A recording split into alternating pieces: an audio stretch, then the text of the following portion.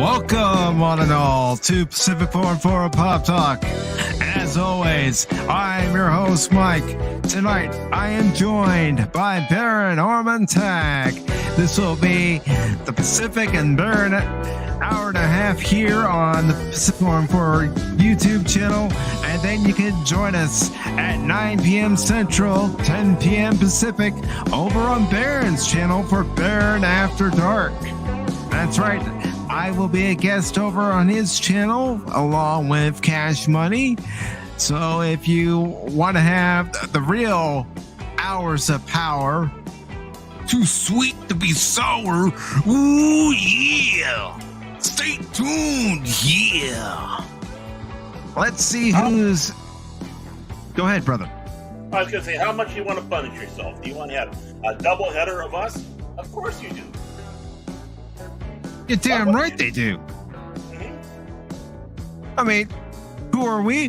We're two wild and crazy guys. That's who we are. Two wild and crazy guys. Is you're right, DJ Ronnie. And Baron After Dark is bad. Because I'm bad. I'm bad.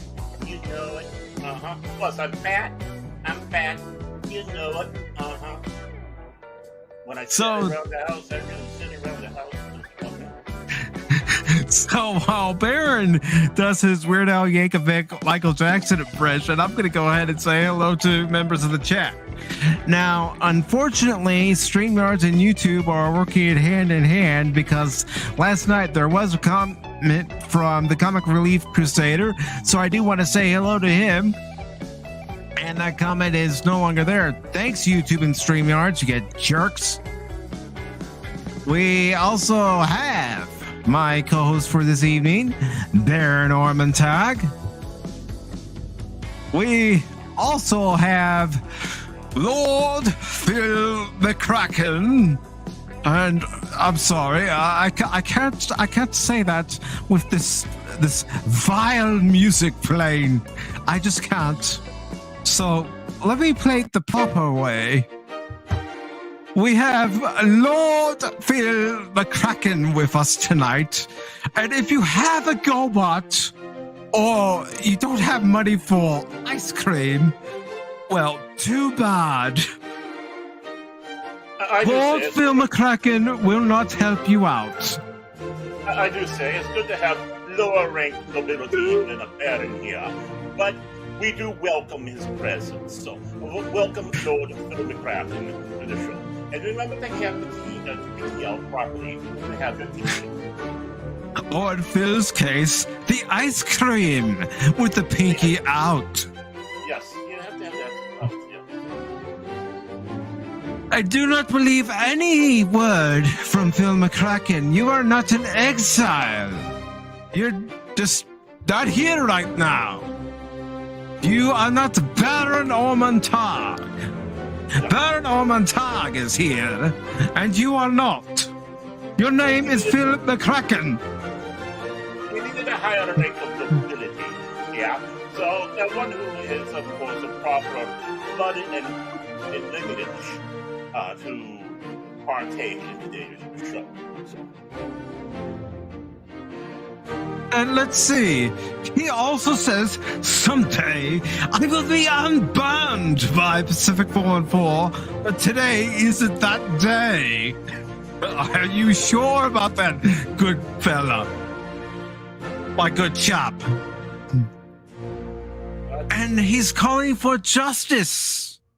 This man is all about justice, but he's calling for his own personal justice. Well, what about those poor children that you denied friendships with because they had GoBots and they didn't have their own money for ice cream? Bully for you, the Pacific. You're bringing the proper points there. I always make sure I leave a shilling or two for the unwashed urchins out there so they can go about and purchase ice cream in GoBots. And we also have DJ Ronnie G. That is very kind, unbiased of Phil in exile. Well, listen. Sometimes, Phil, sometimes one should be a casual observer of things. And I do not want to hear any crying from you.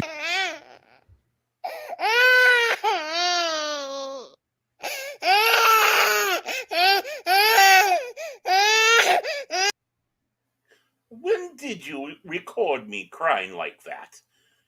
That was supposed to be between us. And you're sharing when I was breaking down and crying when you had me banned and exiled. That was you? I thought it was Phil. And don't you start DJ Ronnie G. Do not start it. Do not side with Phil McCracken. How dare you? And let's see.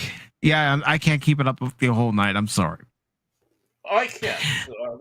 Let's see how long I can go speaking like an arrogant noble, of course. Highly. DJ Ronnie G says bad. DJ Ronnie B says Baron After Dark is abbreviated bad. Well, of course. He's the bad guy, you know? Say hello to the bad guy. Mm-hmm. I am not on the high level as the great overlord himself, but I'm aspiring. I'm aspiring to become a supervillain. I'm just a minor villain at the moment. And we have the Padawannabe. Oh, just bully to the Padawannabe. Good to see you, Orman. And we have the lovely Mrs. Baron Orman Tagge. I do believe we do have ice cream in the theater hall. And she also says, and GoBots. See, Phil? See? There are some people who love their GoBots and their ice creams, and they would share them with their friends. Mm-hmm. She won't share her GoBots with me, though. Or her minions. Playing with your deck, huh, DJ Ronnie G? I mean, okay, dude. That was supposed to be a funny. It's bad funny. I'm sorry. I'm rather pleased that the spelling came out that way and not the other, because I know we did have that warning beforehand, but we don't need to be uncouth and uncivilized. Of course. And he also says someone called the Peppers. The constable? You want me to call the constable? Actually, I did have the constables come knocking on my door the other day. I guess we had too many weeds in our yard, so I'm gonna have to go out and do some manual labor because the help is away, and proceed to de-weed my lawn at Tagge Manor. And it's quite the estate, so it should probably take a few days. Yes. Oh, and we have the greatest chap of them all, Alan Copeland. Hello, Alan. Cheers, you. How goes it? And he also says hello to DJ Ronnie G, the Padawannabe, and the long-suffering Mrs. Tagge. And everybody's saying hello to everybody. And DJ Ronnie G says, who the hell calls cops about the lawn? Wow. Well, trust me. Actually, the constable informed me he was driving through our estate neighborhood, the mighty estates that we have here, and he saw that. So he decided to stop and come knocking on the door. He did turn off his camera, which concerned me for a moment there, but no. And he had along with him one of those young lads that are tag-alongs, so he must have felt it was safe to come upon our yard, even though the hounds were howling. I'm sure they were. What was the last time you fed them? It has been a few days, so they are savoring some fresh meat. So When the next solicitor comes upon my door, I'm able to open it up, and they should have a good meal. Release the Excellent. hounds. Excellent. Excellent. Release the hounds. All right. So let's go ahead and get into our first story here, shall we? Yes, let's do it. Jolly good. All right. So our first story here, it comes from WCCFtech.com. And as you can see by the headline, it says Netflix will soon charge $3 if you want to share your password with a friend. So you better not, because we'll charge you. Mm-hmm. How would they know?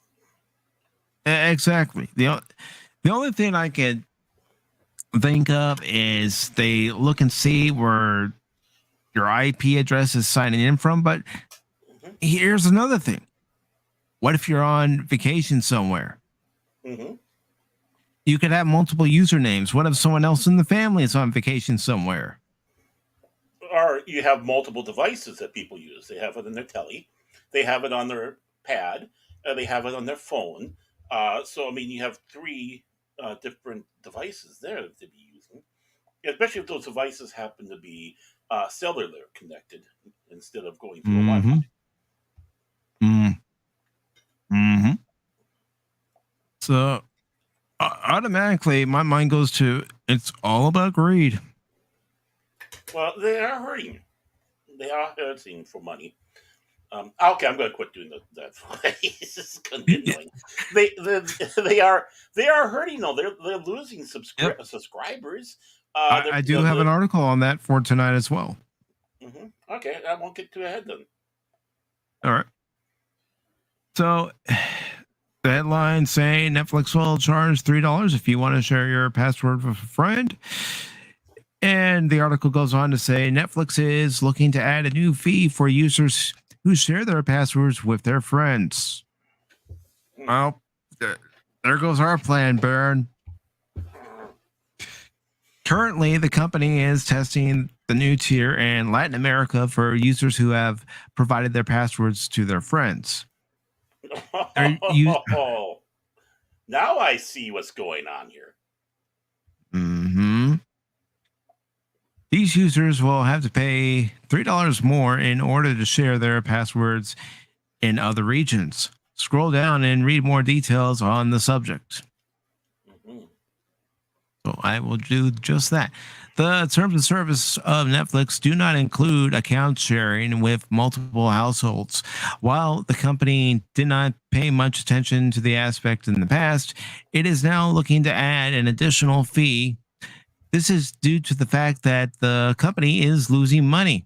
Apart from money, the company also lost its subscriber count for the first time in the past 10 years. The company is speculated to lose more money and subscriber count, which is why the steps are being taken to charge an additional $3 fee. Other than this, the company is also looking to introduce an ad-supported tier, which will be cheaper than its standard tier. Talking about numbers, almost 222 million paying subscribers are sharing their Netflix passwords with 100 million households that are not paying. There's the thought. If users... Go ahead, Baron. I'm just going, that's a lot. It is. If users want to continue sharing their Netflix passwords, they would have to pay an additional fee of $3 above the standard pricing. This will allow the company to increase its revenue and retain what it can potentially lose in the future. If a user moves to a new location, he will get an in-app notification after 2 weeks to add a new household and to pay the additional fee. The company also states that it is working to understand how the password sharing crackdown will work before the change can be implemented globally. We will share more details on the subject as soon as further information is available. Do you share your Netflix password with your friends? I don't even have a Netflix active account right now. Nope, nope. I got rid of mine a long time ago. As our good friend Brandon says, during the citrus incident that they had there, but other things like Big Mouth and all the other, dare I say, grooming stuff that they had or have. Mhm. And DJ Ronnie G says poor people in Venezuela, not just them, it'll soon be anyone who has a Netflix account around the world. Well, I can see where they're going with the Latin American countries down there because, um, again, a lot of people down there don't have a lot of money to spend on this. So it's like one person will get it and go, and all the households, all the families that they have is like, here's a code, you can watch it, and maybe they'll send some extra little money. Here's a little bit to help you out with, type of thing. And now you have like three, four, five households using a Netflix account, different families. I can see that all happening down there because, well, they're sharing and caring down there. I mean, but it comes down to the one factor. Like you're saying, it goes to the other. You signs up in another house, move to another house, and then you get this zing. And it's like, well, what if you're moving? You know, Hmm. you literally are moving, or you were at a bed and breakfast and decide you want to tune in and watch Netflix while you're at the bed and breakfast, or again, you're not sharing it. It's your account. You're using your account. They're going to have to come up with something to, or they're going to really start torquing people off. And guess what they're going to do? They're going to lose more people. I'm not going to Hmm. pay $3 more because I'm down here on vacation watching Netflix and now I'm zinged for it. When I did have my Netflix account, and it wasn't active for a few months and then deactivated for a few months, I'm talking about when I had it active for years, I would use it on vacation. Mm-hmm. It's Exactly. like, And okay, when I you don't see a movie here in the hotel room that I want to watch. Well, what's on Netflix? and the movies that you have to have at the hotels or whatever, you have to pay for normally. Hmm. So I mean, now if you want to have those after dark movies, of course, you're gonna have to pay for that. But I mean, you want to sit down, you had a good day out and about. Now it's time to sit back and relax. You want to watch a movie. Nothing's really looking good, even with the cable or all that. It's like, okay, I'm gonna watch something on the old Netflix, and zing, there you go. Hmm. And as the long suffering Mrs. Tagge says, the other streaming sites will follow suit. You bet they will. Yep, she's They see that absolutely right. one's doing it, another will follow, and the dominoes will keep following. Oh yeah, the other ones are watching. They're keeping an eye on this and how it goes and what the results will be off of that. And DJ Ronnie G says, from what I figure, using it on vacation won't be an issue unless it exceeds 2 weeks. But here's a question I have, and maybe I'm just a complete idiot. Mm. How in the world will they know that it's you, or if it's a friend that you're allowing to use the account? Will they have some sort of verification system every time you Mm-hmm. log in that you verify it's you? Whatever password or you know characters or pictures you identify to say this is me. I'm using my own account. How are they going to enforce this? I don't see how they can. Yeah, because the system you're sitting back saying it can be overridden by saying, okay, it's asking me for the code it's got sent to you. What is that code? So I mean, I mean that can be overridden too in that Hmm. fashion. I mean, even in the house when I've had to go from one TV to another and they want to have a verification, it's like, okay, I'm on the computer, I yell out or have someone yell out, "What's the code?" Boom, there we go. It'll be the same way with this. It's going to be the ring ring. It's like, okay, I'm logging in, but it's asking me to put in whatever code that it is there. It's like, okay, this is the code. Okay, boom, there we go. Hmm. So I honestly don't see how they can actually enforce it and enforce it where their system will know the difference. Right. It's going to be very hard, extremely hard. I mean, without them doing that without violating privacy law Mm-hmm. rights. I mean, like the one company I work for, um, the phone calls would come in, but we wouldn't know or we couldn't ping where these people were, which would have made our job easier. But we couldn't do it because of privacy. Yeah. So if the emergency response service couldn't do it or can't do it, Netflix sure as hell does not have priority over that. Um, they're lower on the tier, and that can lead to problems if they decide to do the pinging stuff or trying to get into where they get private information. It could lead It's to major going to be a real. lawsuits. Oh yeah, I can see that happening. Um, I can see a lawyer all ready to go having one of those class action suits, and they'll do it. They'll love it. Oh yeah. They see kaching. Yep. You can't blame them.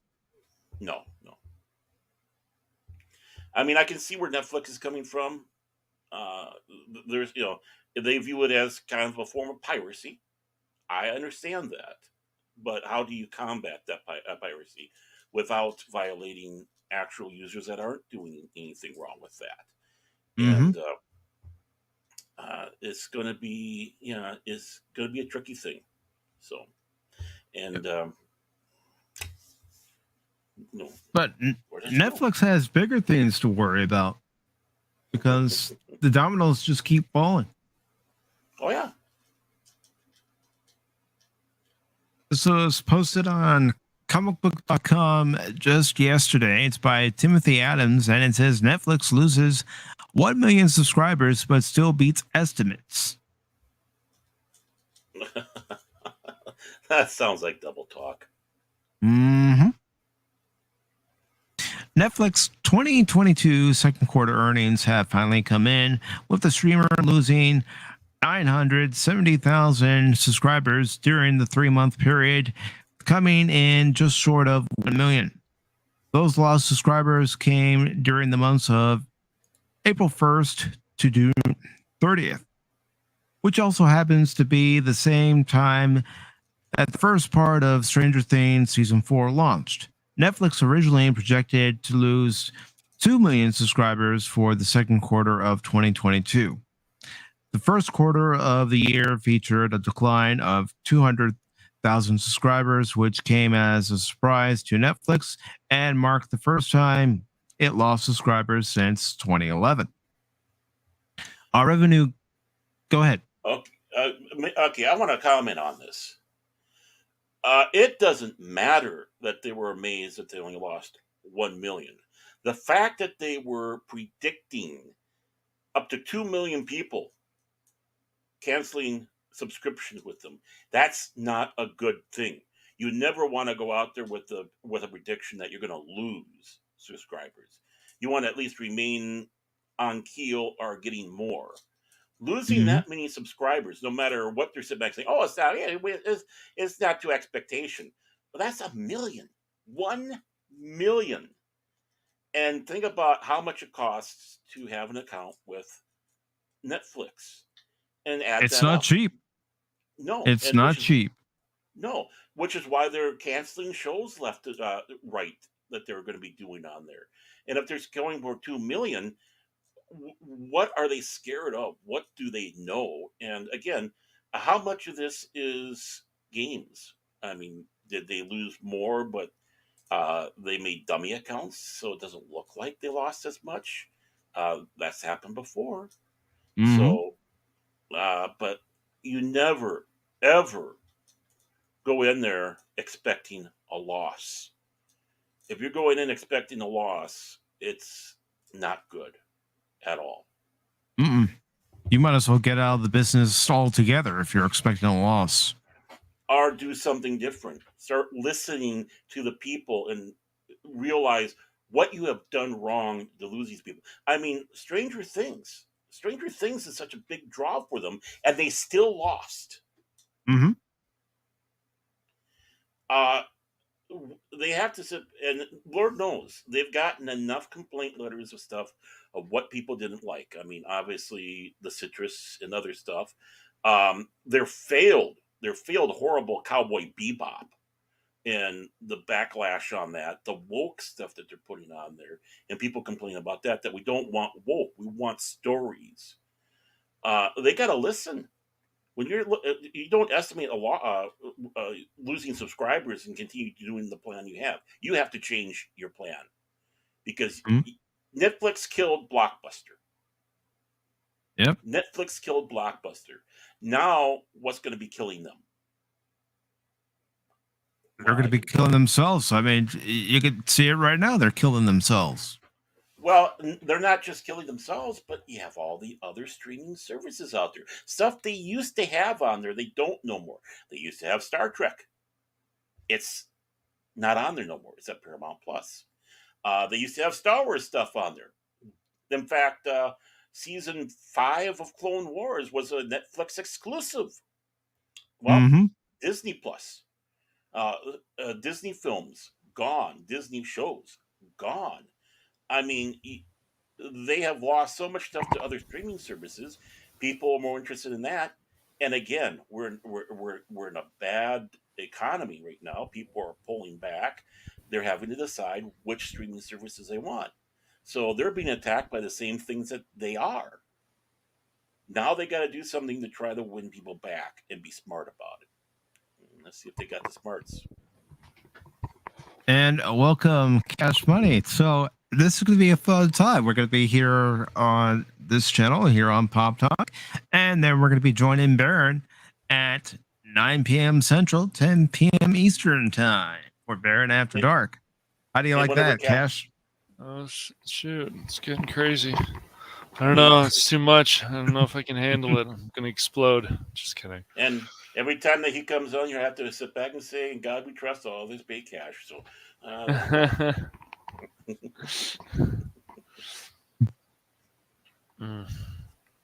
So, Cash, have you been listening in on what we've been talking about? No, I just got here.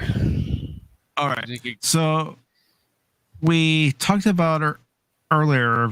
Netflix is going to start charging an additional $3 to anyone who decides to share their account password with their friends or other family members. And now we're talking about the fact that Netflix was projecting to lose 2 million subscribers when they only lost close to 1 million subscribers. Well, they just these streaming services, they don't do what they should be doing, which is trying to put out the best content possible. And I still feel that when it comes to the content, are more people watching the older content for these streaming services than the newer content? And how much of the newer content do they even watch? Because you get on like Disney Plus, for example, even though it can have its problems, there's a lot of old content on there that you could just spend hours and hours watching. I would be very curious to see if they would show that, but maybe they would never show it because they want to always feel like people bought this because of always the new content. But I think using Disney Plus or even HBO Max or Apple Plus, that, well, I guess Apple Plus probably has all new content on it. I don't know. I'm just guessing, but or more newer content. I think so. Yeah, I think there's some older stuff, but pretty much they want to try their own stuff.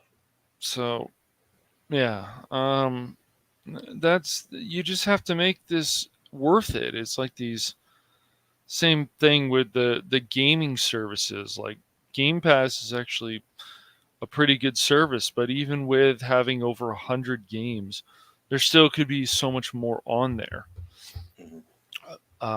But that's what I would really be curious about with these companies, the Netflix, the this, that, and the other. And I also heard other friends of mine, they've been linked up forever and they haven't had to do any of that $3. But it's just these programs these people come up with, and these ideas these people come up with. It's either, to me, greed, um, and it's also like, you guys had a better service before, so just keep bringing out the content, because all these streaming services, pretty much, especially Netflix, when it started, it didn't have that much the first few years it was on.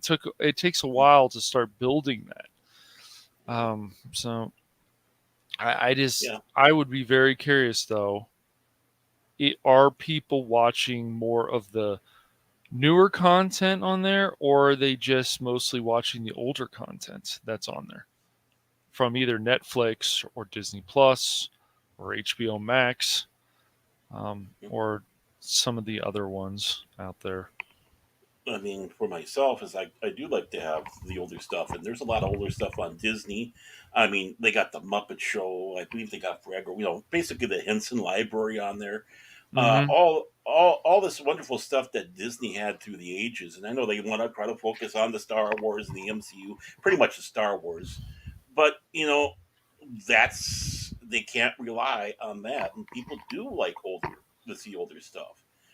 Just because it's new doesn't mean you want to have it. I gravitate sometimes to the older shows. I was very disappointed with Netflix at first because it's like, okay, where's some of the older stuff? Let's go into the Yes. '80s. Let's go to the '80s. What you would consider the B films, like Transers and stuff like that. Little Cynthia Rothrock kicking butt, but no one was gravitating and hitting for that, and uh, not they need to balance it out. I mean, they can't rely on their new programming.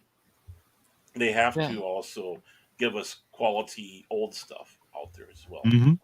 Yes. and not be ashamed of it. Not be ashamed of it. Yeah. It would be nice. I look at, because I think it's good to analyze, however old you are, young you are, about Hmm. what these kids have to watch. And Hmm. I would even say for adults and kids stuff like Victorious or iCarly, like there's good messages in there. It's a funny show. Hmm. You can just see that there was love and energy put into shows like that. And then you look at Hmm. SpongeBob, and if you hate it, don't like it, you can also see why it's gone on for so long. But even Hmm. shows like that there was like an episode of SpongeBob that they don't even want to show anymore on Nickelodeon, or they change stuff like Rugrats, and I don't think it looks bad in 3D, but they change the way that the characters are, or they have to be this way. Like there there's nothing wrong with that. If you want to bring this show back, like for some reason, a show like Freakazoid should come back just for Oh. people to experience it again, because Hmm. it's a funny show. But because there's an attractive blonde character in there that according to society now is a no-go, Hmm. which Hmm. makes me laugh. It's just I just find it funny. Hmm. But people don't understand, like the blonde character is the same.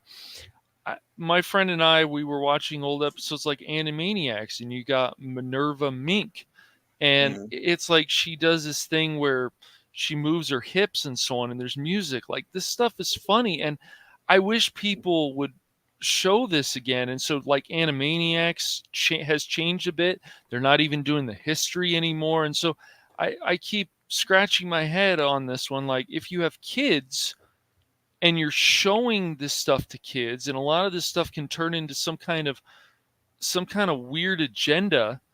Hmm. um Even like they brought back the Muppet Babies or whatever, and they have some episodes that are like, I'm not going to get all into the Hmm. details about it, but I, I keep asking myself, if you have kids, is it good for kids to see this, and how does this help kids grow? And I feel like with the messages, even though they could be cheesy, from GI Joe, Hmm. He-Man, like they made a point though, and I think they help people like us grow. Like, oh, that's so cool. Like, oh, we could have teamwork, or we could have this. Like, I think certain things need to be emphasized more. So. Heck, Well, you I don't- mentioned G.I. kids. Joe, Cash, and one of the lessons we learned as kids from G.I. Joe is don't touch a live power line. Yes. Yeah, right. Exactly. Yeah. and and even having something that doesn't have quote unquote messages, something just fun and stupid, like you can't do that on television, where there was no Yeah. messages to the show. It's just like Right. as a person Right. sat back, they sat back and said, "The kids just came out of school. They have all this less. They just need something to. Even kids need something just to blow off steam with and just have stupid fun. We need something like Yes. that where it just let's Mhm. have fun. No messages, no nothing, Right. no preaching, just Yeah. stupidity. And I loved that show. I'd watch Yes. it again when I get here. Yep. I mean, uh, and you were saying before about like the $3. I have a slight disagreement on that. I don't think it's greed. I think that's desperation because of the loss. Okay. I Okay. honestly think what you're looking at is desperation Mhm. uh, with that one. The greed would be increasing the actual monthly fees that they have. Yeah. Well, they've Which, been which doing they that with have some already of them. done. Yeah.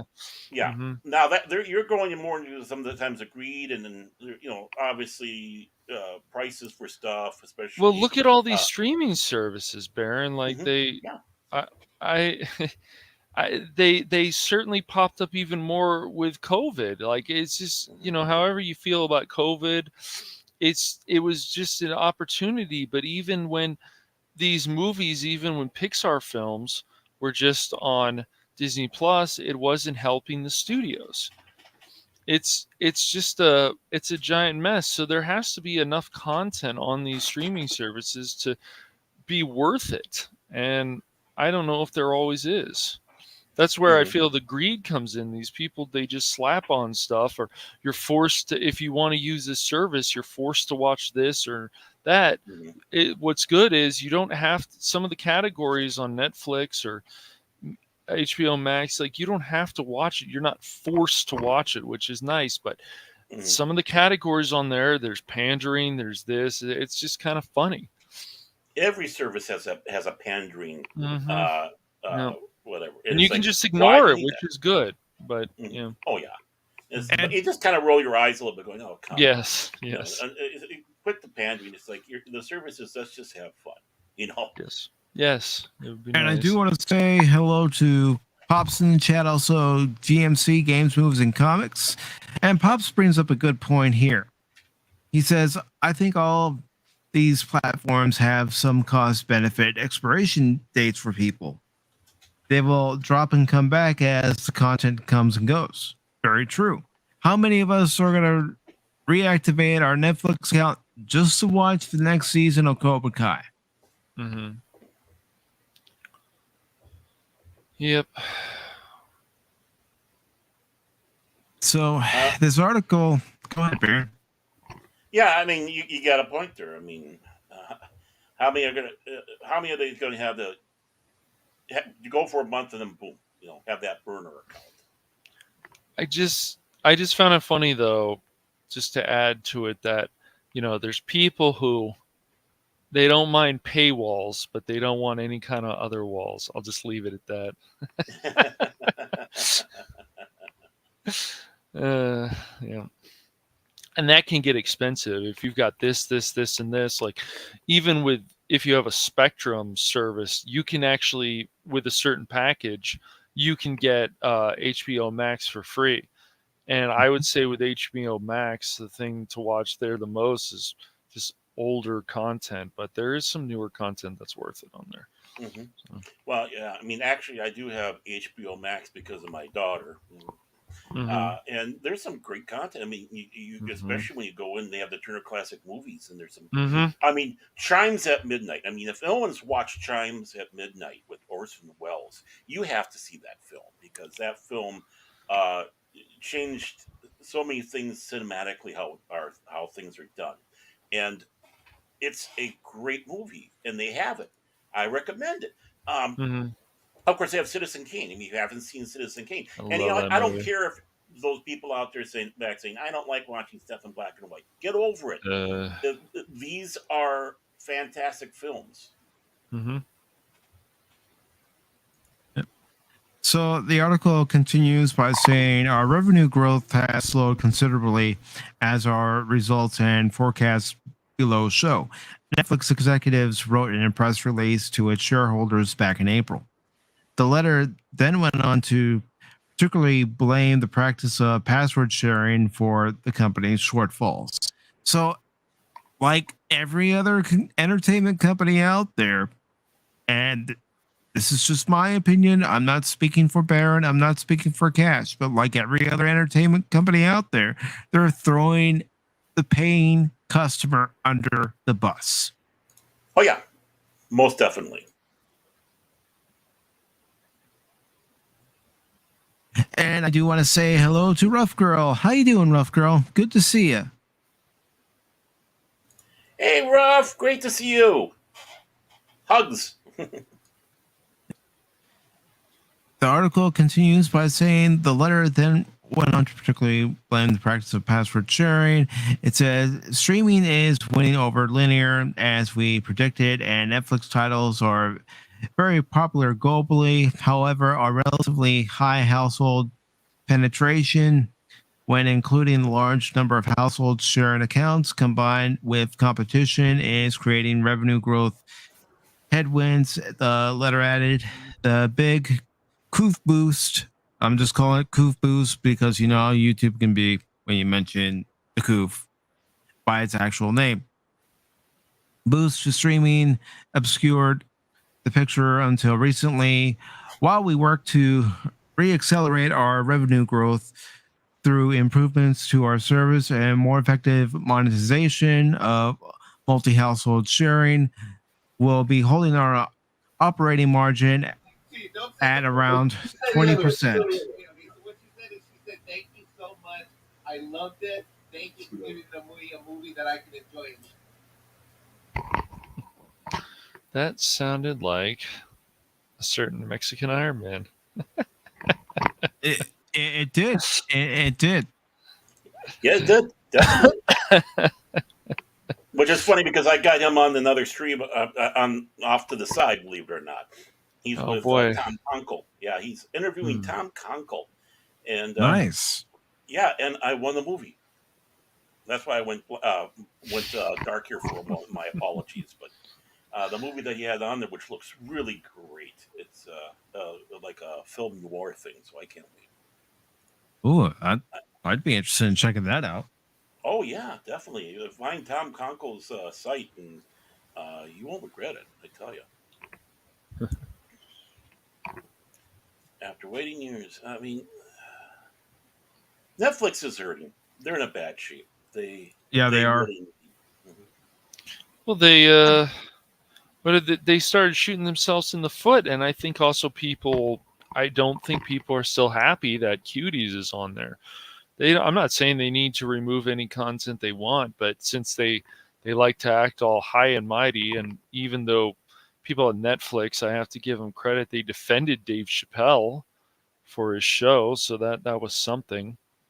But they do these things. But I remember, I think it was like Whoopa was asking, how do they even know people are sharing their accounts? And I'm thinking there's some kind of stats or whatever. I don't know. I'm just guessing.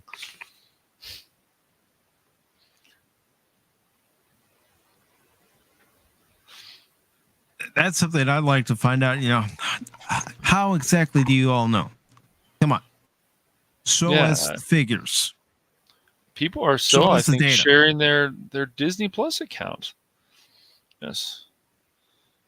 Yeah, because with everything going up like it is right now, nobody can afford all these streaming services. Yes.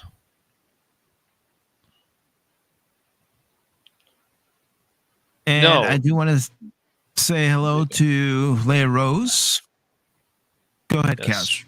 It's hello, Leia Rose, and hello, Rough Girl. And hello, DJ Ronnie and Alan Copeland. I know this is not my stream, but I just, yeah. Sometimes I like to be nice. No, I'm kidding. But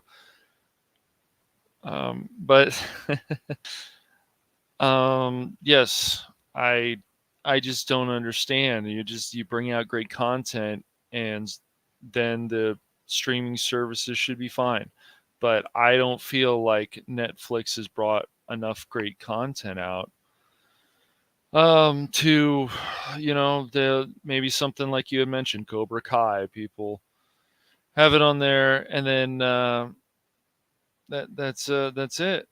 Then they cancel again because when I had access to Netflix, what I watched on there the most was old anime.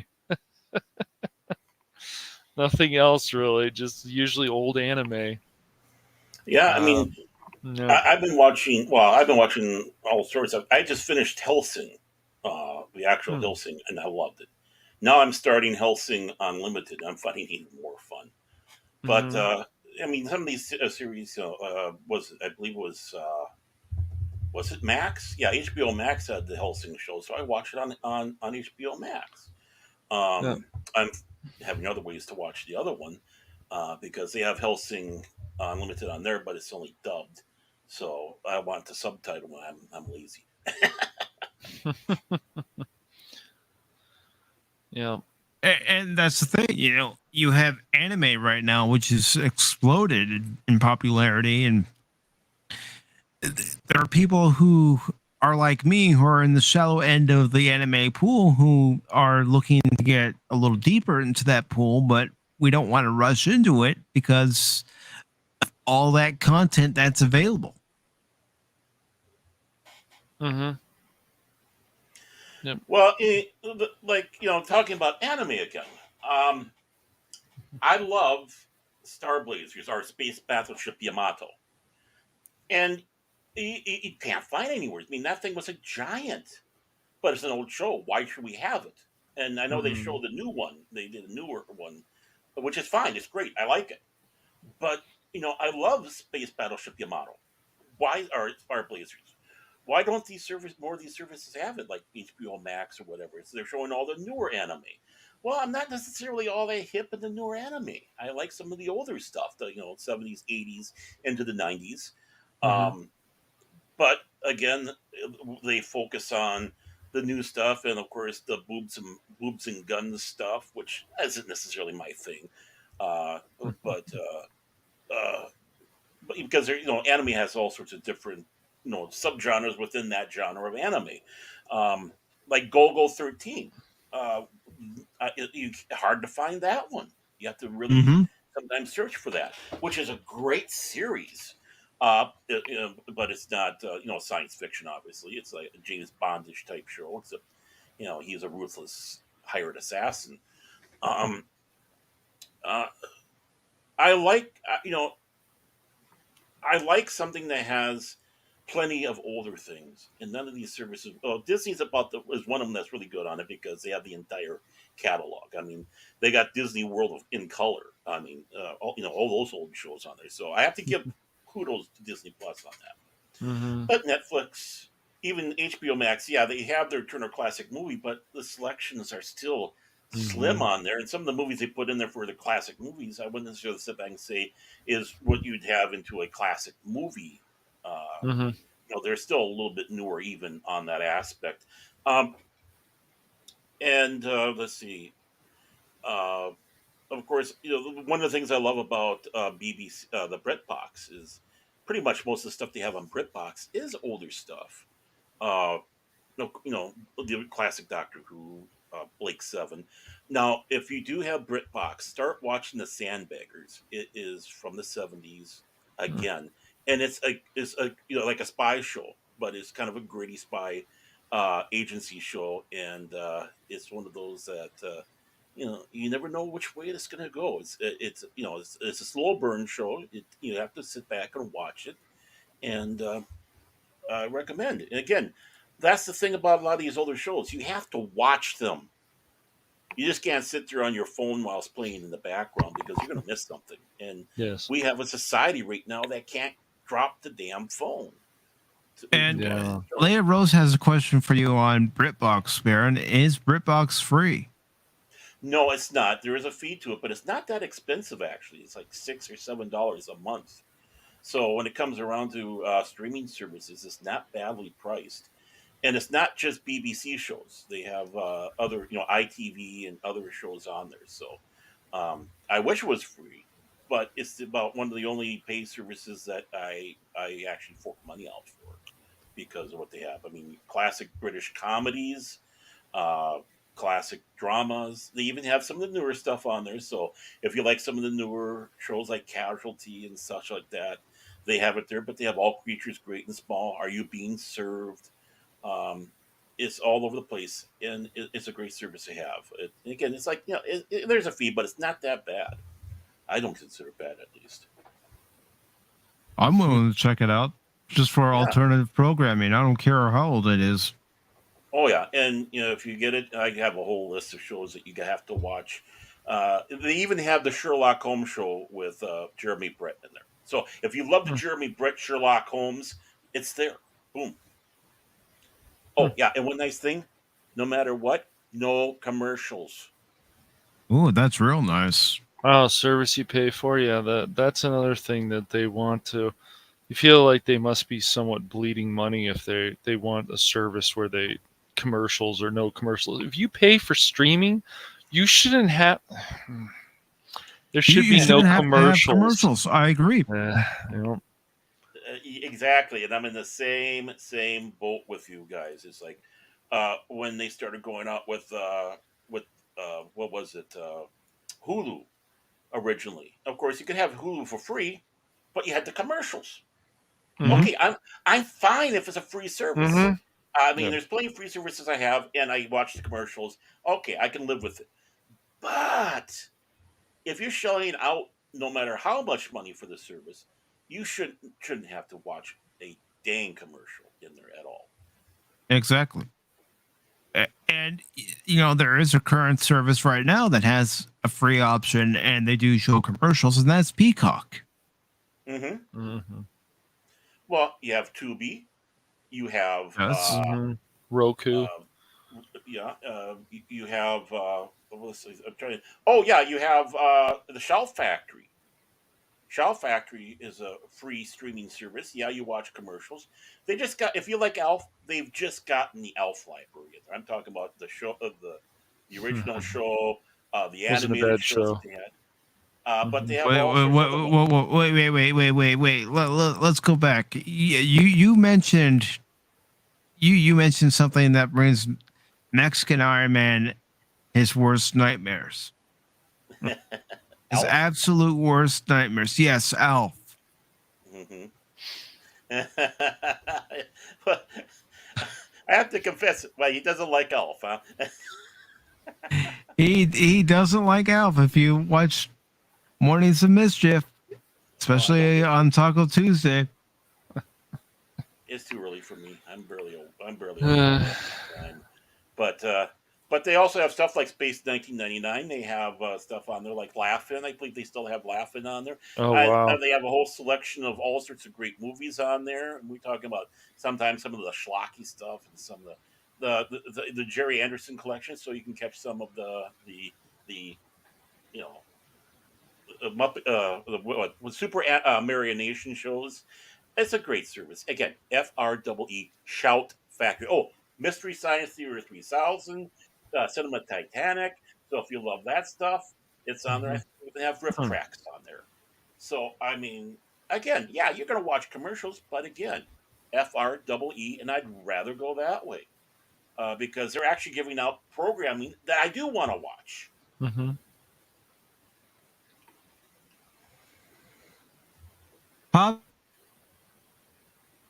I have just promoted the rank of moderator with all the rights and privileges there too. Go ahead and put your link to your channel, brother.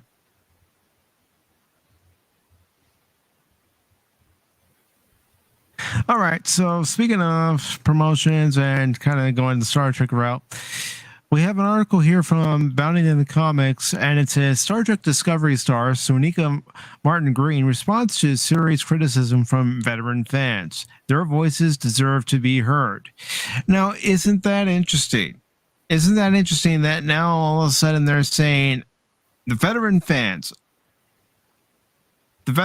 who would be Cash Money, Baron Orman Tagge, Pops, Leia Rose, the Panda Wannabe, Nerd Royal Lifeform, DJ Ronnie G, the Comic Relief Crusader, our voices should now be heard. Interesting. I mean, yeah. I can't say much about these shows because the only thing I've watched about them, I watched that one episode of Picard, which was decent. That was episode 1, season 2, that Crit actually showed me a while back. And I've seen clips of Discovery, but that's it. Everything I've seen, it hasn't made me want to even have Paramount Plus. That's, of course, another streaming service. I don't see why I would need that. So Yeah, unless you wanted to watch the old classic shows. I mean, right. That's the thing, because now they realize that they, and I think that's kind of where you're getting it. They pulled in all the old stuff. They realize that, it's a change from like the first and second season when, who was the actor that played the captain that was in Mirror Universe again? Jason Isaacs, I believe his name was. Yeah, Jason Isaacs. He had the absolute gall to go out there and say, if you don't agree with us, we don't want you to watch. Which is not Star Trek. This is not Star Trek. Star Trek, Shatner sat back and said and got roasted about this. He said Star Trek isn't SJW. Well, Star Trek isn't SJW. SJW is going out there and hitting you over the head with a mallet saying you have to conform and think this way or else, which is what Discovery was doing and what he was basically saying. From the original days of Roddenberry, Kuhn, Fontana, Moore, Braga, all those guys, where it's like, no, we're going to go put something out there for you to think about and discuss about and have discussions and debates, which the Star Trek fan clubs always had. I mean, all the conversations that were about what happened in this show or that movie or whatnot was fantastic. And you can't do that with these shows because it's like my way or the highway. And how can you counter that? You cannot counter with SJW thinking, because they don't want to think or hear anything opposite of what they're giving you. And this is what Star Trek Discovery and Picard and all these shows are doing. And I think the fact that they're not getting the viewership that they want with these. And I don't know if Strange New Worlds is giving a little bit of a oomph on that, where people are having much more nostalgia for it. And I guess they've had some pretty good episodes of that. I haven't watched it. That were almost to the level of the old Star Trek, but you got a long road to go to try to win people back, especially with this crap that we're given. I saw the first episode of Picard. I thought it had potential. Needless to say, it went down the toilet right away. Yep. I was going to review the series, but after watching all 10 episodes, I said, I can't watch these episodes again. I can't do it. Yeah, it's impossible. It's very impossible and that's just it. That's the funny thing about it. How many times have we watched episodes of Star Trek? I mean, people watch episodes of Star Trek so much that all they have to do is hear like the first 4 seconds of the episode when it starts, and you know which one it is. Mm-hmm. And I was having people telling me that back in the 80s. So it's like, can you imagine, back in that day when we didn't necessarily have all the access to the episodes, we had to wait for it to either air on the television or at that time it was coming out episode by episode on VHS. And still people had keep watching the show over and over and over again. And the same thing with Next Generation. People are watching it over and over again. If you have Pluto TV, again, free service, they have that Star Trek channel, and they play Next Generation over and over and over on that. They have their own special channel. And Stargate, if you like Stargate. So I'm going to I'm not getting paid by these, by the way, and they should probably pay me because they keep on advertising it. If you don't have Pluto, get Pluto TV. Again, a free service. It's like having a cable or whatever. But you don't pay for it. You have commercials, but what the hey? I can live with it. It's just like back in the old days, you had commercials. As you're watching the episode, you had to sit through the commercials before the episode resumed.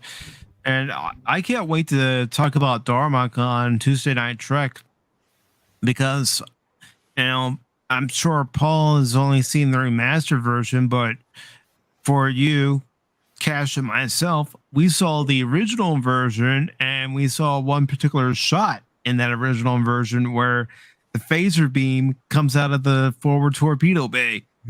I can't wait to talk about that. Yeah.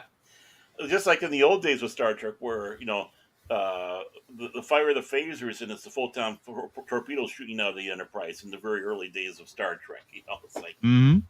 they didn't quite have it down. They're learning. They were okay. How do we do this? Which was fun. I mean, you can nitpick it if you want, but uh, it was wonderful stuff. Wonderful stuff. And again, it's timeless. They want to sit back and tell us, and I've said this before, they want to sit back and say that we've outgrown Star Trek. And no, that's not the case. We've grown with Star Trek and continue growing it because as we get older, we find more things about it because it engrossed us enough that when we're kids, we watched it for one reason. Then you got older in your teens, whatever, you saw something else in there. And when you got into your 20s, you started seeing it. Now when you're in your 40s and 50s, you're seeing something else. And you can sit back even with the Next Generation, where when you first saw the episode Next Generation, it was like, yeah, I didn't really like that, but now it's 20, 30 years later, you watch it again, it's like, oh, now I'm seeing the point a little bit more. I see where you're going.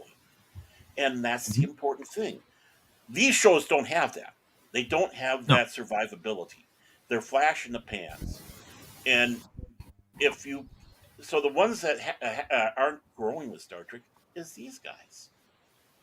Yeah. They have never grown in it at all. There's nothing to grow out of. The stuff that we had all the way up to Enterprise is, even with all the faults that they had, I'm not saying that all these shows were fantastic, but they still kept to that theme of expanding thinking, not expanding a message over your head with a mallet or a frying. Well, Yeah, I mean, all these. Go ahead, Cash. I'm not trying to interrupt anybody. Oh no, go ahead, Cash. All these, it's really this simple. I had this conversation with a friend of mine, and her boyfriend popped into it, and I agree with him. What they should just do with all this stuff is they could have two categories. They won't do this because for some reason this will offend a lot of people on Twitter and whatever. But what they could do is be like, here's one category. Here's the stuff that the people that more of the woke crowd or the social justice people or whatever like. And then here's the stuff that the people that aren't social justice people like. And I think that would make things a lot easier. But they won't do that, of course, because they will think that's not fair. But it would be fair because it would be balanced instead of having all these freaking categories, because there's just, I just wish they would do something like that. And then, or they can even have a third category and basically this is all the old stuff.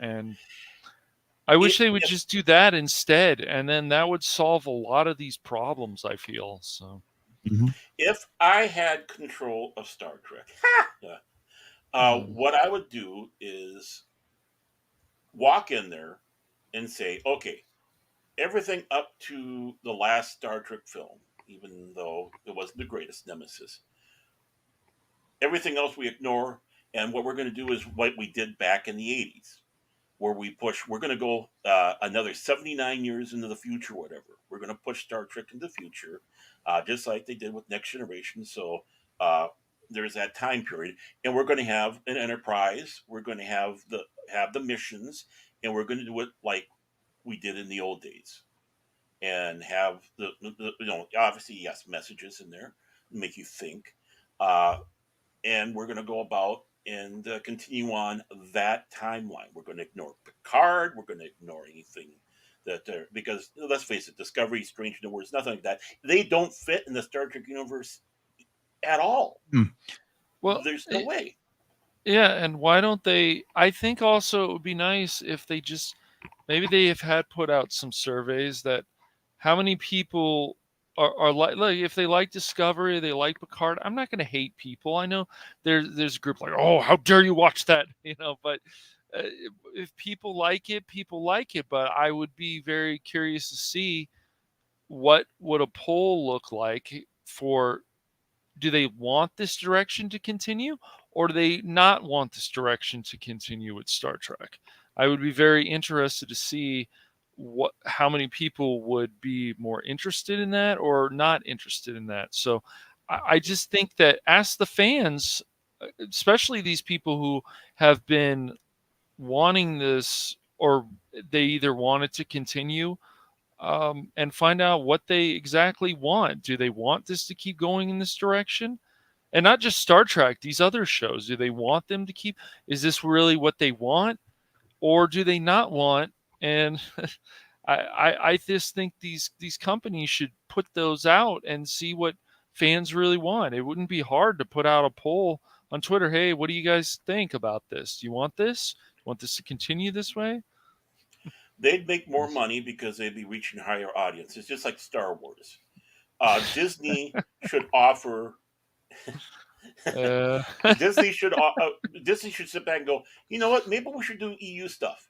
Maybe we should continue that, be it books or mhm, whatever. Maybe even do mhm, an animated series. But this is going to be what they call Legends, mhm. and work Yeah. on it within that universe.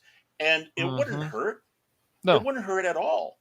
But you know what? You'd start drawing in the fans that have been getting dropping off, because let's face it, everything they're doing right now with these shows are a guidepost, and they've made it known in one fashion or another. These are the road to the sequel trilogy, legitimacy to the sequel trilogy. Uh, that's all it's all about, is trying to make the sequel trilogy in some fashion or another Mhm. legitimate. And if that's the purpose of what you're doing these shows, Mhm. you're doing the wrong thing. But if they would go out there and say, "Hey, let's have authors do some EU books again. Let's do EU comics.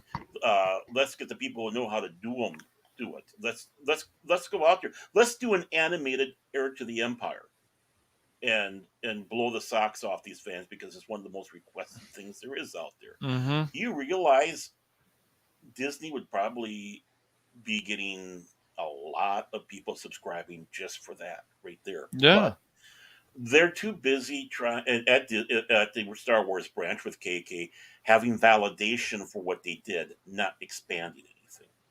Right. But It's even ego. if KK left, there would still be other people there. So, Oh yeah. it's I there mean, would it would have to, but if that's, or but then there's other times where KK can just back off like she did in The Mandalorian. That turned out to be a good series. So if we right. got something more like that, then I would be a lot happier where Star Wars is. I mean, if people like where we went from Star Trek to Star Wars, but I would be a lot, if people like Kenobi show, that's fine. If people didn't, my feeling is, and Mike and I have talked about this, I just know they can always do more. And I would hmm rather still have more than having less. And that's what would be nice. But I just feel there's just wasted opportunities where you're not bringing on people like Timothy Zahn, or maybe he is hmm around, who knows, or hopefully he is working on um, a series of Star Wars. But I just think there's missed opportunities where these people have really put a lot of time and soul. Even people who worked on the Legacy, Star Wars Legacy. Like, I would love to hmm see that. It doesn't even need to be canon, but I would love to see an animated series of that and bring on a Yeah. lot of the same people. That would be awesome. Yep. There's Oh so yeah. much they And could explore. Yes. there's so much they Yeah. can explore, so much they can do with these, properties like Star Wars and Star Trek that they're not doing. And going into this article, which was by Spencer Macaulay, and it was posted on the 18th of this month, it says, in the opinion of Star Trek Discovery star Sonequa Martin Green, longtime Star Trek fans deserve to have their criticisms of the franchise's flagship series heard and acknowledged, even if she may disagree with them. Well, I'm going to say it. She's, and I'm going to borrow a line from a very well-known YouTuber. She's a paid pretender. hmm Martin Green, who stars in Discovery as lead protagonist, Michael Burnham, provided her thoughts on the ever constant backlash to the series. J.J. Abrams asked direction and tone during a recent interview with RadioTimes.com. Asked by the British entertainment news outlet for her thoughts on accusations from veteran franchise fans that Discovery is not real Star Trek, Martin Green admitted that her series is very different from other iterations before asserting the fan base for the franchise as a whole and the fan base for Discovery in particular is a highly intellectual, loyal crowd. X for doubt. I'm sorry, I'm going to be cruel. I've said it before. You have the parameters of what this universe is. Play in that. You don't keep it narrow. And they have expanded in that. I mean, Voyager was definitely a lot different than anything we had for Star Trek, but it still fit in the parameter. The biggest one that was the big difference of anything with Star Trek was Deep Space Nine. Mm-hmm. You're on a space station. But again, it fit in those parameters. It wasn't being narrow-minded, saying, "Okay, we got to have only the Enterprise. We only have to be going. Everything has to be going out and exploring the space, whatever." You still had a Star Trek series, even though it was placed on a space station. You still had travel. You still had exploration, but it was definitely a different Star Trek than we ever had before. But it fit in the parameters. The big thing is Discovery doesn't. Picard doesn't. Because Discovery and Picard do whatever the hell they want. Let's face it, they do whatever the hell they want. They're destroying their own canon with these things. And not only that, they destroyed a hero, Picard. I'm sorry. I'm sorry. I'm so sorry. We don't need the I Sorry tour. We don't need what all happened. There should be a show, yes, the hero fading off into the sunset, but it should be something magnanimous. It should be something that is inspiring. This isn't inspiring. If you're apologizing everything, you're being pathetic. We don't need a hero to go out pathetically. This is like a hero falling to his death, like Han Solo. Heroes never fall to their death. You don't have your main hero, like Picard, walking off going, "I'm sorry," and being pathetic. I'm sorry for being a terrible, terrible Starfleet officer. I really And that's not what Star Trek is. No, it's not. It's not. It's these shows don't fall. They're not in that parameter. They're their own parameter. Of course, it's not real Star Trek. Nope. You not again going back. You're not giving thoughts and ideas. You're not Star Trek. Well, they even fired one of their writers because he was, telling his own life experience, and someone had a hissy fit and told HR, and the guy was fired. Yeah. Because he used a certain word. It's like, weren't you even listening to the story? No, you wanted to get all up in arms about what he said in the story because you don't understand where he's coming from. Right. And the thing is words are very important when they're used. And when certain words or whatever are used, it should be an attention getter, not shock. And yeah, obviously, there's shock to it, but not just for shock value. There's a purpose, there's a meaning, there's the importance behind it. Why this word or why this connotation is made. It doesn't matter on that one. Let's put it this way.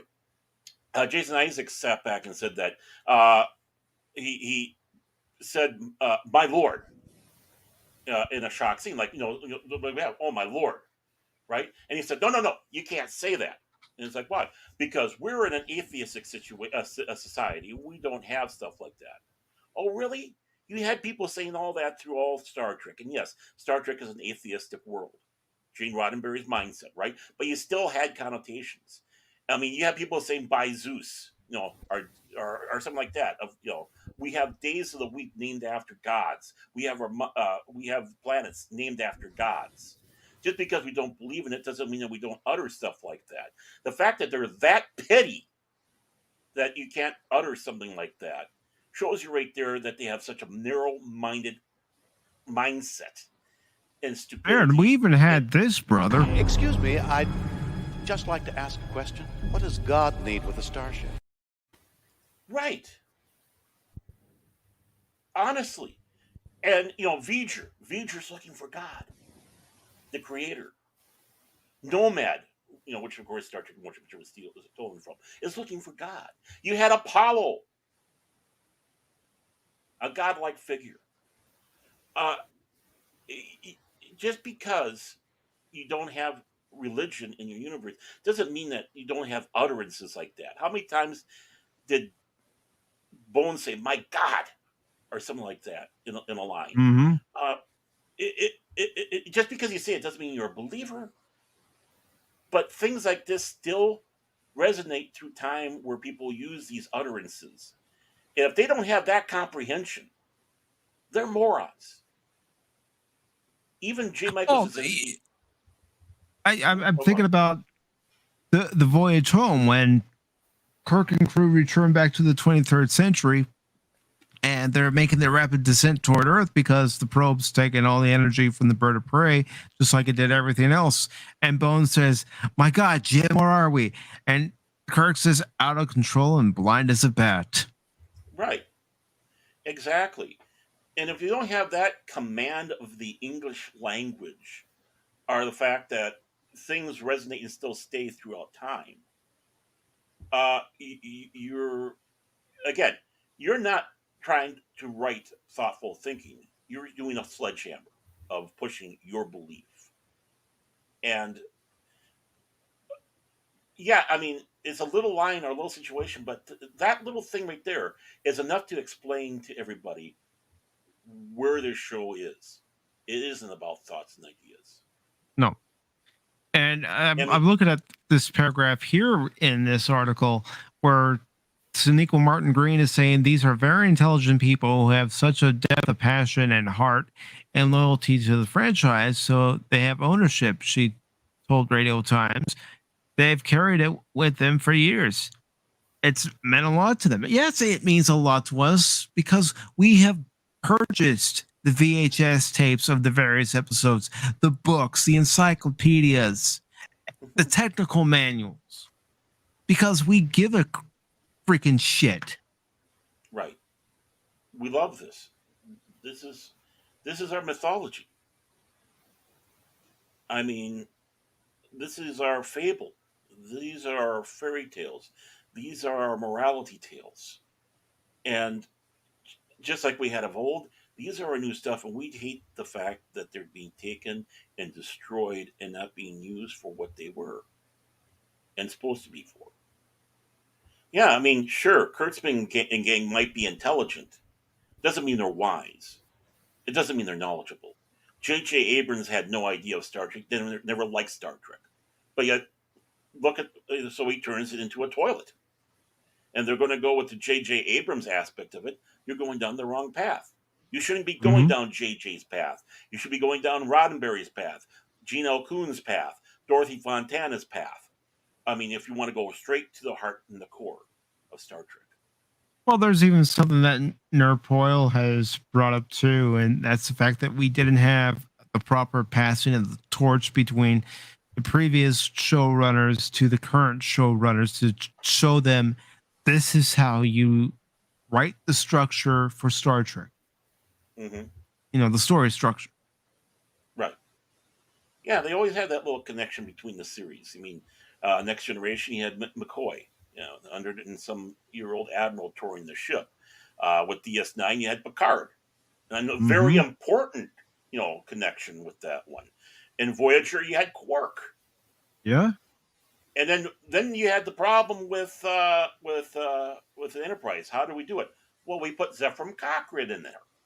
Exactly. Again, you still have that connection. And I mean, how ingenious on that, but you're still saying that there's a torch being passed.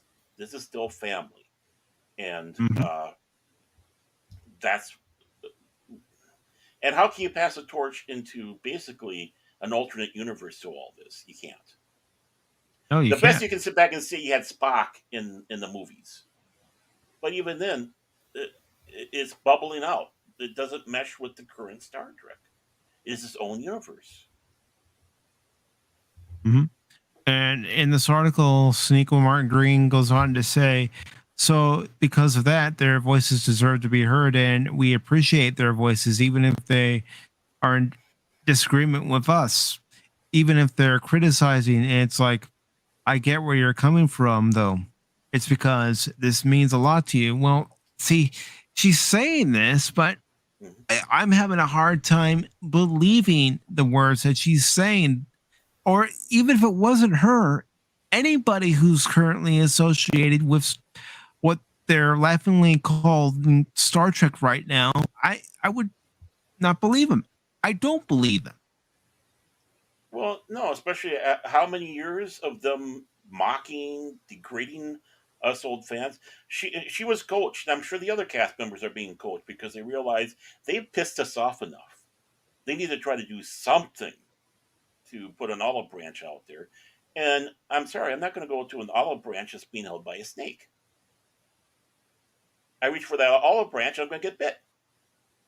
No, not after all these years of mocking, jeering, being snide, calling us irrelevant, sitting back saying we've outgrown all this stuff. No, I mean, calling it us ain't going to happen. ist, obes, and Yahtzees. I mean, yeah, Yeah, that's real endearing to a fan base, to people who have been part of this fan base before these shows were even created. I mean, right. they fired Brian Fuller, for crying out loud. He would have been the only connection from the previous regime of Star Trek for Discovery. hmm I mean, about the only thing is they're getting Frakes and others to direct some of these shows, but even then, it- it's still not Star Trek. You gain that with Orville. Isn't it a shame? This is not an insult to Orville, but isn't it a shame that you gain a show like Orville that's doing Star Trek better than Star Trek? It's a damn shame that, you know, everybody who looks at the Orville and they see Star Trek instead of seeing it as the Orville. I'm Mm, not trying to mock the Orville. I love the Orville. no. I mean, if I didn't love the Orville, I wouldn't be doing live reactions to the current season. I wouldn't be joining Nerdpoil on his after show. hmm But Yeah, it's not an insult. It's not an insult to Orville at all. Don't anyone who loves the Orville don't think that. In fact, on the contrary, it's like thank God it's out there because it's offering something that we've been calling for, crying mhm. for. Just like a Galaxy Quest. I mean, Galaxy Quest is considered one of the best Star Trek films out there. It's not a Star Trek film, but boy, does it have that feel. Yeah, it has the charm. It has the hmm heart. I mean, you look at the crews of the original series all the way to Enterprise. Those are our heroes. hmm Each and every one of those characters, including Deanna Troy, despite what some of us may think, but those crews and characters are our heroes. hmm And they had flaws, and that's what made them even stronger. Every one of them had the flaws, and we could identify with the flaws. Not necessarily the character, but the flaws. It's like Hmm. every good hero needs to have flaws, or they're boring. And in many ways, with these Star Trek shows, it's like our heroes don't have flaws. It's like you missed something. You're not perfect, Mikey Spock. You're not perfect. I mean, Cisco in the Pale Moonlight, he had to balance being a Starfleet captain, but also at the front lines of the Dominion War, and whether or not he should involve an enemy into the war onto the side of the Federation and the Klingons, because Federation and Klingon Empire weren't going to last much longer against Right, the Dominion numbers. right. And he pulled a Winston Churchill where he sent fake intel saying that you're going to be attacked, and it was because of a lie that he got them in, Mm-hmm. and he had to do dirty things to do it, and he had to reflect upon what he did, and was it for the greater good? But it still was dirty. So it was dirty, but at the end, he said he'd do it again. Yeah. If given the choice, he'd do it again. And now it impacts to us. What would we do? Imagine that weight on us. Now you have that weight on that character from now on. And you might think the character less since then, or maybe you thought more. But the thing is, it impacted. It hit you.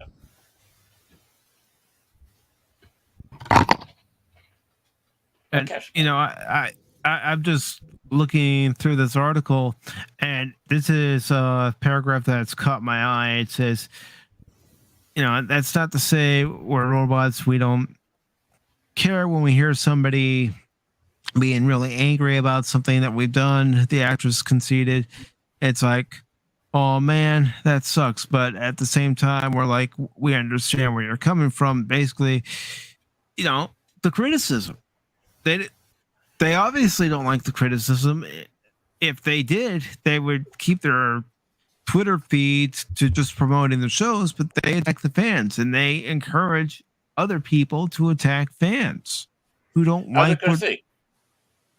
Oh, go on. Go ahead, Baron.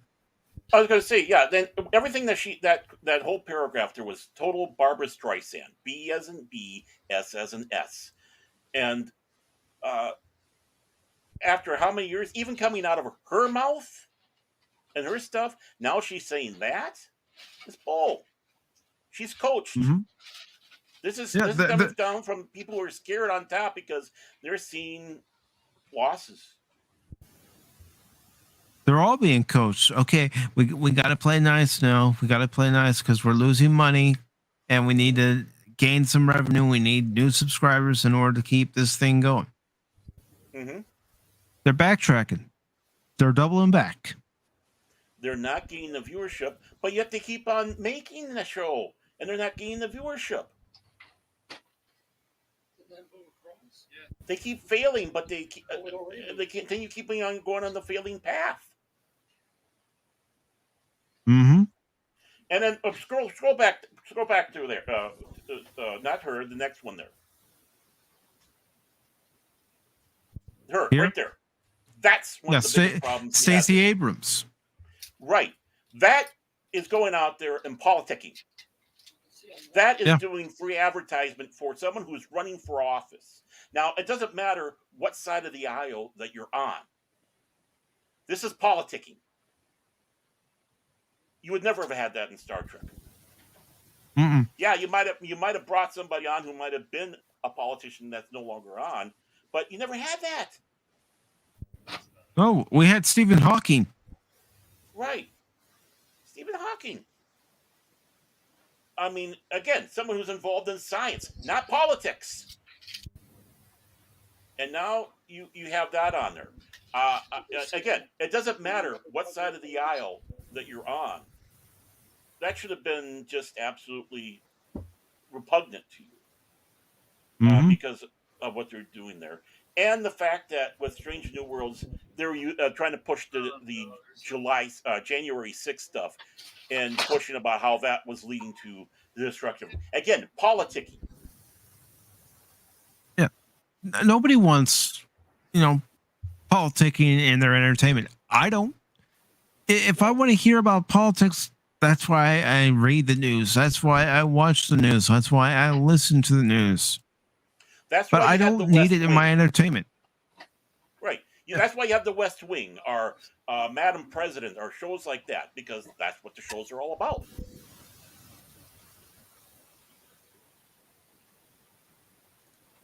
All right. I know I said I was going to 9:30, but I at least want to get one of the other main articles in here real quick. And like always. Hey, you know what? We can continue the conversation over there. All right. You want me to keep all my links that I have up on my side and just send them over to you? And all right. Well, we we can continue I, on this stuff as we go to the other, but I have no all right. problems at all. All right. I just didn't want to assume because it's your show and I don't want I to don't. step on anybody's feet. You always step on my feet because I got big fat clown feet, but everybody steps on my feet. Um, And they go honk. what are you talking about? I got size 12 feet. I trip over my own feet. Yeah, I'm about 12, 13 double E. All right. So this article from Variety says YouTube gets a bigger shopping cart. Packs with Shopify expands live e-commerce tools to all creators. Yeah, really? I'm sorry. I have my doubts. I have my serious doubts. Extra doubt again. And the article says YouTube already soaks up billions of hours of the world's attention. Now the video giant also wants to hoover up a big piece of consumers' online purchases. Looking to grease the e-commerce wheels, the platform is introducing new tools with YouTube Studio's shopping tab so that creators can more easily manage how their products are tagged and appear across their channel. In addition, all creators eligible for YouTube's merchandise program can now access live shopping features like the ability to tag products to a live stream directly from the live control room. And it also goes on to say, and YouTube also has inked a partnership with Shopify, a provider of e-commerce services, to let creators and merchants feature their products across their YouTube channels and content. Creators can now link their Shopify store to their YouTube channel in just a few steps, according to David Katz, VP of Shopping Product at YouTube. Says, in addition, starting next week, YouTube will introduce a new shopping destination in the Explorer tab that will feature relevant shoppable content from creator channels in 3 countries, the US, Brazil, and India. That will roll out to additional countries later this year. Creators spend a lot of time building a business and developing their products, so we want to make it even easier for them to connect and manage their stores on YouTube and bring their products directly to their audience, Katz wrote in a blog post announcing the Shopify pack and new shopping features for creators. By linking Shopify stores with their YouTube channel, creators will be able to benefit from Shopify's real-time inventory syncing capability designed to eliminate the chance a product will be out of stock. US-based creators can enable on-site checkout through Shopify so viewers can complete purchases without leaving YouTube. Shopify pricing plans start at $29 a month for basic e-commerce package. The company also charges online credit card processing fees, which start at 2.9% plus 30 cents per transaction. And it goes on to say, we believe creators are the next generation of merchants, and YouTube has been a long-time leader in powering this new cohort of entrepreneurs, said Katz, VP of Product and Shopify. In the statement, YouTube has expanded access to shopping features to even more creators and has been focused on enhancing the ability to sell products in live streams in 2022. YouTube has made live events, including Coachella, YouTube's second annual beauty festival from Brazil's massive. I'm not even going to try to say it. I know I'm going to butcher it, so I'm not even going to try. But it's a soccer tournament in Brazil. And it goes on to say about 89% of viewers agree that YouTube creators provide product and service recommendations they trust, according to a YouTube Commission study conducted in August 2021 by publishers group boutique research firm TalkShop. To be eligible for YouTube's shopping features, Users must meet certain minimum requirements. Those include the channel must be approved for monetization. That's not us. Nope. If the channel is a music channel, it has to be an officially certified artist channel. Strike two. If it's not a music channel, it has to have more than 10,000 subscribers. Strike three. We're out.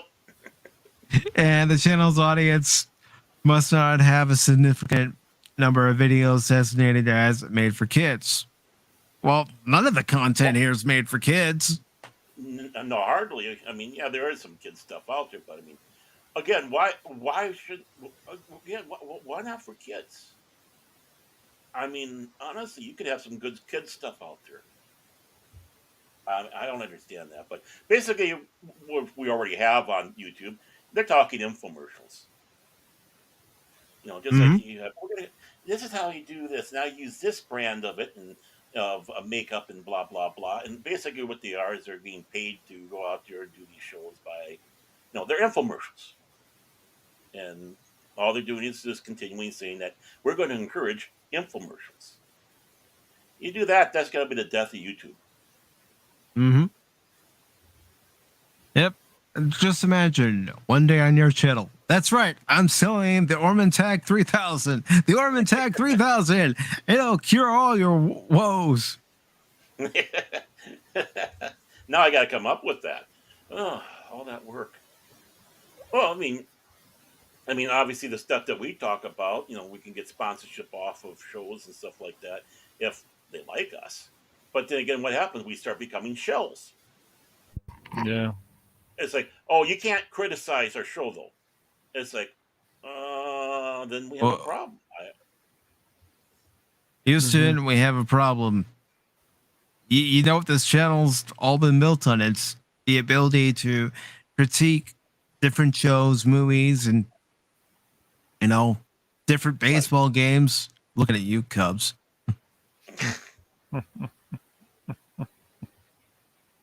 But, also to praise different shows like The Old Man.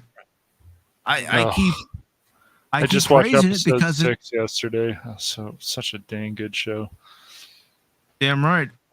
Just too bad that episode 7 is the season finale. Yeah. Limited series.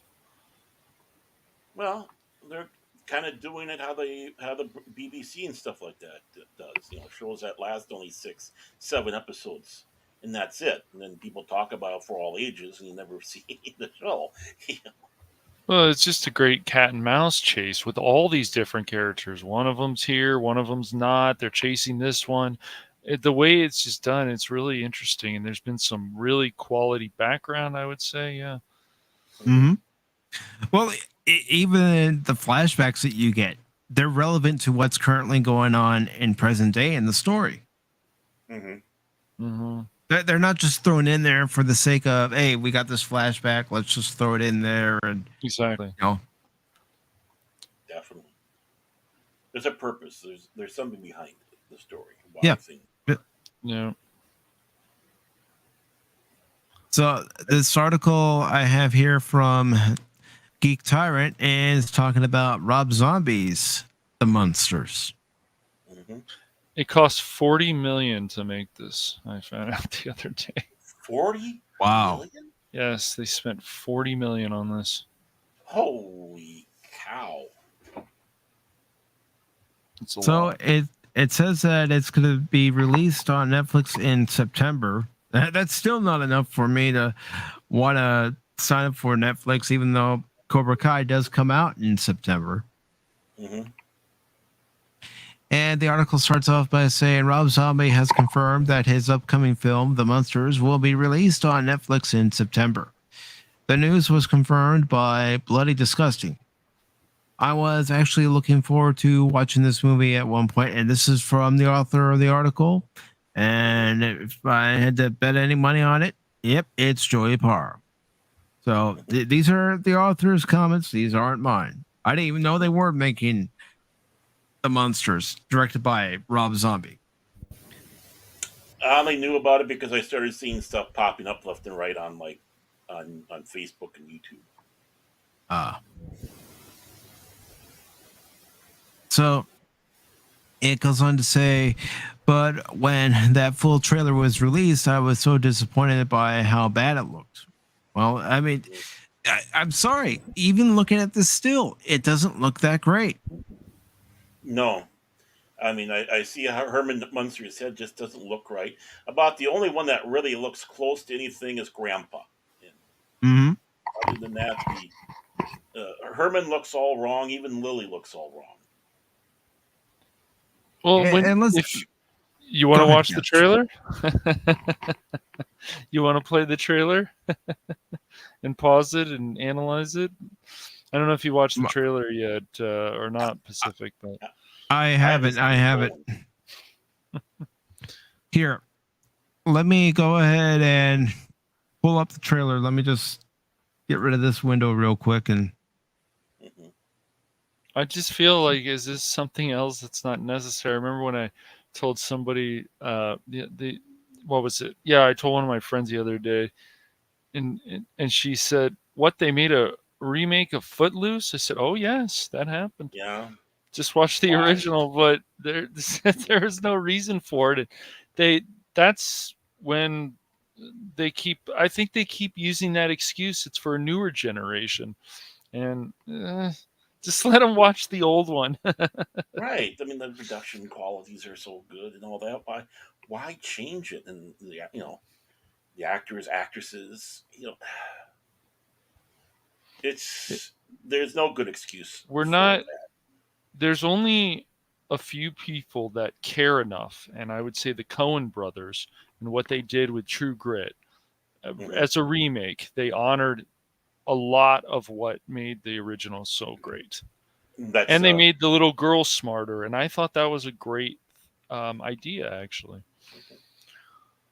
I went and saw that movie with my mom, and we both enjoyed it. Yep, really good film.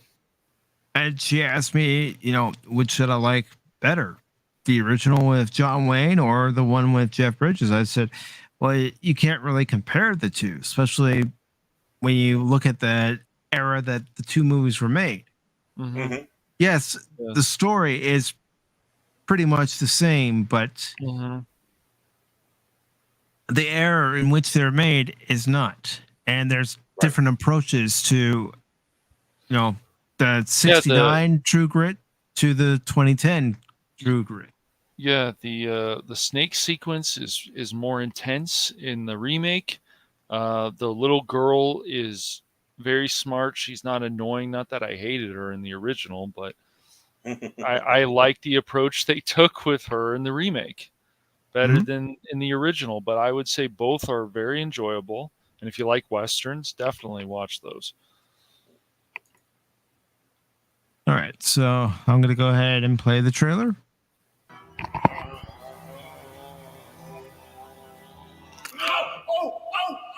back! And I will be pausing it because of the theme music. Yep. Action. That was great. This is going to shock you. I knew the moment I laid eyes on you that you were special. Uh-huh. Would you like to come over for dinner one night? Please hold. He's got a date. I'm sorry. Whoever the actor is playing Herman Munster, he is not Herman. No. Herman also makes sound effects, if I remember, in the original Munsters series too, because he's a Frankenstein. Right. Well, even John Schuck in Munsters Today was far better. Seems Miss Lily's truly in love. Oh, Hermie. Hey, numbskull! When they made me, they broke the mold. Wow. Doesn't even sound like Herman. But you in it, I presume. No, I think it was out by that point. We gotta get rid of. Oh God.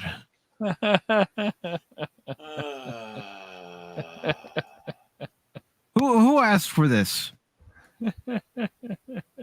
No, honestly, who asked for Oh, this? no. That bozo Herman Munster. He's not the type of person I want my Lily with. I mean, the guy who's doing the grandpa is doing a pretty good job. I have to say that. But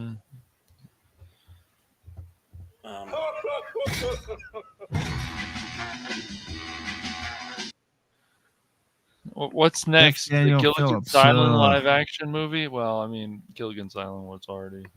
We already had 2 Gilligan's Island TV movies. did. I'll take TV those. movies, yeah. 3. Those are good. 3. 3. Wow. Okay. I stand corrected.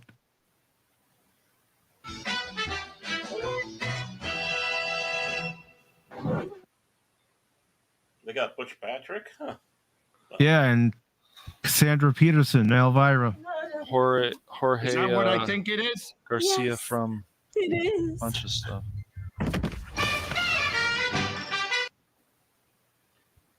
That looks like shit. That looks like shit. It does. It does. It does. It's just That's the thing about me, folks. I- You want me to tell it like it is? Tell it like I see it? There you go. when I look at that, I'm like, I just don't feel the same when just that trailer. I don't feel now. Maybe it would be different if you actually watched the whole movie, but the trailers, of course, are supposed to make people excited about the film coming out. And I look at that trailer, and then I think of the original show, and I'm like, I'm not laughing. Where is the fun? Even though there was a laugh track in the original show, because I don't think there was ever a studio audience. I think there was a laugh track for the original Munsters show. It just works. It's just funny. There's situations.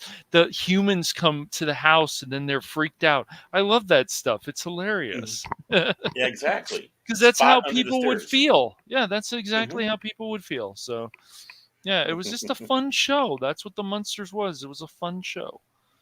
I used to watch it all the time as a kid. Me too. That and the Addams Family, both. Yeah. That was, Da-da-da-dun. the movie Da-da-da-dun. wasn't bad, the first one. I didn't watch the other ones, but All right, so let's go ahead and go to one last article because I know Okay. it's approaching the hour. The hour is nigh. Yeah, where we have to cross the hallway to the other studio. So let's go ahead and talk about the other main article for tonight. And by main article, I mean whenever you see that I have 4 stories listed in the thumbnail, those are the main 4 stories we're going to get to. So this comes from Action News, and it says Thor: Love and Thunder star Chris Pratt addresses reports he was set to replace Harrison Ford as Indiana Jones.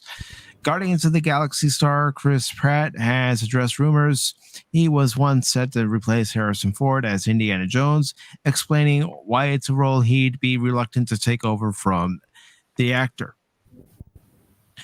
With James Mangold's Indiana Jones 5 on the horizon, it's easy to forget that there was a time when it looked like Harrison Ford wouldn't reprise the role of the iconic adventurer.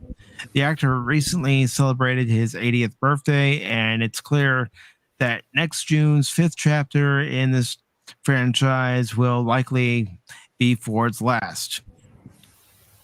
Set photos have confirmed that VFX will be used to de-age him for certain sequences, but a few years ago, we heard that Chris Pratt was being eyed to take over the role. Hot off the success of Guardians of the Galaxy, that news didn't come as a surprise. However, fans weren't overly keen on the idea of Ford being replaced. And while reliable sources reported that Pratt was being eyed to play Indy, it's believed the response to Solo, a Star Wars story where Alden Ehrenreich played Han Solo, put an end to that idea. During a recent interview with Josh Horowitz, Pratt was asked about those Indiana Jones recasting rumors, and it's clear he was once under consideration. And there's a quote here from him. It says, "I don't even know who Steven Spielberg is." Steven who? No, aren't they doing Indiana Jones with Harrison Ford? The actor joked, feigning ignorance. Here's the thing.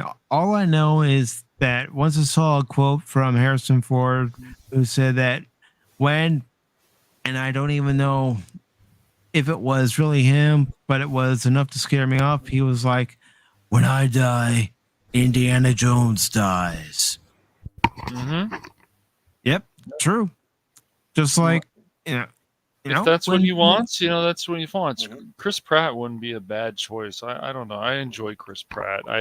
His Star-Lord, and it's just the guy can act. There's no doubt about that. He just seems like a cool, down-to-earth person. I've never met him. I just get that impression. Anytime you see him in interviews, he just looks like he's usually having a fun time. He does. And this is something I think we can continue on because there's so much to talk about just on this story alone. Mm-hmm. Well, if you want to go ahead and continue it over on your channel, I'll go ahead and ramp it up here. And before I do that, I will go ahead and post a link to your channel in the chat. As long as Nightbot is back from its break. Yeah. Its break. Because this is a YouTube spectacular event, a crossover event. I mean, think about it. Massive proportions. Massive proportions. I mean, this should be earth-shattering. YouTube should be paying attention to this. This is something that is just making me off. Is this? If it's not working, I got my. That's right. That's right. Put in there. Oh, did it go in there? Nightbot, you awake? Yes, it's finally awake. It realized it had to go to work. And I think this is the one that will get you straight to that cast, the actual show itself. So that should be showing up. So the one is for my channel, and the other one will go straight to the ultimate, ultra. Even Doomcock can't do this. Spectacular event, a crossover. That's right, a crossover between Baron Orman Tagge, PACIFIC414, and the Phantom Hooligans.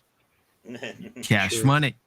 Mm-hmm. That's right. I called you out, Doomcock. No, just kidding. Just kidding. Peace. We want peace. We're not declaring war on Doomcock. No. If anything, we want to sign a non-aggression pact. We want a crossover event with you. How's that sound? No. Yeah. Why not? Why not cross over with Doomcock? That'd be fun. Fantastic. And the old man says, "I'm just cross." So, ladies and gentlemen, thank you for joining us for this edition of Pop Talk. You can join us real soon on Baron After Dark.